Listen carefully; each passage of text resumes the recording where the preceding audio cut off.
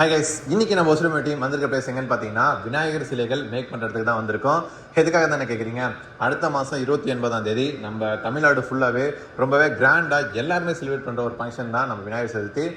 ஒவ்வொரு ஏரியாலையும் பார்த்தீங்கன்னா டென்ட்லாம் போட்டு சின்ன விநாயகர்லேருந்து பெரிய விநாயகர் இருக்கும்.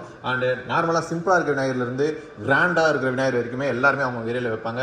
ஸோ அதுலேயும் எங்கள் விநாயகர் கெத்தாக இருக்குது, உங்கள் விநாயகர் இந்த மாதிரி இருக்குன்னு சொல்லி நிறைய கான்ட்ரவர்சிலாம் போகும். ஸோ நல்லாவே ஒரு ஃபன்னான ஒரு மூமெண்ட் தான் இந்த விநாயகர் சதுர்த்தி. ஸோ அப்படி இருக்கிற விநாயகர் சதுர்த்தியை நம்ம எடுத்துகிட்டு வர விநாயகரை வச்சு தான் பேஸ் பண்ணுவாங்க. ஸோ இது எந்த மாதிரி இருக்குது அப்படின்ட்டு.